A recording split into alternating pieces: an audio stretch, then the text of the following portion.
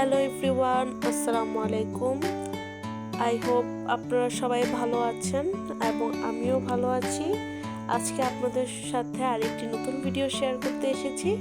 আজকে আনারসের জুস বানাবো, সাথে বানাবো পুদিনার জুস। তো ইফতারে কিন্তু এটা খুব কম সময়ে বানানো যায় আর খেতেও খুব মজা। তাই এই তো আমি নিয়েছি এখানে 2টা আনারস। আমাদের বাসায় একটু বেশি মানুষ, তাই আমি এখানে 2টা আনারসে নিয়েছি। কম বেশি করে নিতে পারবেন। এই তো আম্মু কিন্তু আনারসটা কেটে নিচ্ছে আর চেষ্টা করবেন এগুলো সুন্দর করে কেটে নেওয়ার। আসলে আনারসের অনেকটাই কেটে ফেলতে হয়, এই আনারসের চোখগুলো ফেলে দিতে হয়। জানি না আসলে কোথায় কি বলে, আমার আম্মু বলেছে এটাকে চোখ বলে, তাই আমিও বললাম, কারণ এটা খেলে আবার গলায় নাকি খুব চুলকায়। তাই আম্মু এভাবেই কেটে নিয়ে, এই তো আম্মুর কিন্তু ছিলা হয়ে গিয়েছে, এভাবে টুকরো করে নিয়েছে। এটাকে আবার ছোট ছোট করে কেটে নেবে, একদম ছোট করে, যেন ব্লেন্ডার দিলে খুব সুন্দরভাবে মিক্স হয়ে যায়। দেখতেই পারছেন আম্মু কিন্তু এখানে খুব সুন্দর করে একদম ছোট ছোট পিস করে নিয়েছে। তারপরে এখানে আরও যা যা লাগবে আমি সবই দেখিয়ে দিব। আনারসের শরবত বানাতে আরও লাগবে, এখানে নিয়েছি পুদিনা পাতা, লেবু, মরিচ। তো এখানে কিন্তু মরিচটা আপনাদের ঝালটা বুঝে দিবেন, আর না দিলেও কোনো সমস্যা নাই, এটা স্কিপও করতে পারেন, এটা একদম অপশনাল। আবার অনেকে দিতে চায়, একটু ঝাল ঝাল খেতে পছন্দ করে, আমি বলবো কম দিলেই ভালো হয়। সাথে নিয়েছি বিট লবণ, যদি বিট লবণ বাসায় থাকে তাহলে বিট লবণ দিতে পারেন, নাহলে আমরা সাধারণত যেই লবণটা দিই সেটা দিলেও কোনো সমস্যা নেই, ওইটাও দিতে পারেন। তারপর এখানে নিয়েছি চিনি।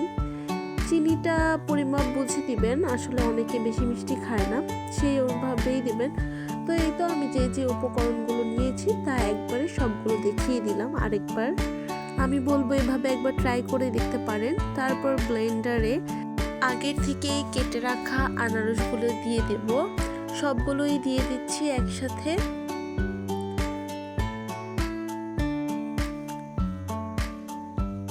সবগুলো দেওয়া হয়ে গেলে এখানে কিন্তু একে একে সব উপকরণগুলো দিয়ে দেব। প্রথমেই দিয়ে নিচ্ছি চিনি। চিনিটা একদম আপনারা যেমন খাবেন ঠিক তেমনটাই দিয়ে দেবেন। অনেকে কম খায় আবার অনেকে বেশি খায়, সে অনুযায়ী চিনিটা দিবেন।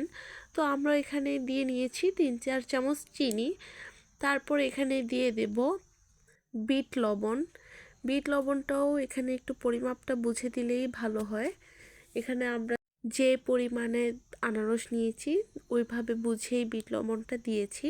তারপরে এখানে দিয়ে দিচ্ছি মরিচ। মরিচগুলো একটু টুকরো করে দিয়েছি। আমি আবার বলে দিচ্ছি, মরিচটা আপনার আরেকটু কম দেবেন, আসলে এটাও অপশনাল, তারপরেও একটু কম দিলেই ভালো হয়, আমাদের এটা খুব ঝাল হয়ে গিয়েছিল। তারপর এখানে পুদিনা পাতা দিয়ে দিলাম। পুদিনা পাতাটা কিন্তু আমাদের শরীরের জন্য খুব ভালো আর একটা রিফ্রেশিং ভাবও দেয়। তো পুদিনা পাতাটা এখানে দিলাম, খুব মজা লাগে এটা দিলে। তারপরে পরিমাপ মতো এখানে পানি দিয়ে ব্লেন্ড করে নেব সুন্দর করে। ততক্ষণ পর্যন্ত ব্লেন্ড করবেন যতক্ষণ না পর্যন্ত এটা একদম নিফিস না হয়ে যাচ্ছে। এই দেখেন আমাদের এখানে আনারসের আর কোনো আলাম টুকরা অবশিষ্ট নেই। আমাদের কিন্তু আনারসের জুসটা তৈরি হয়ে গিয়েছে।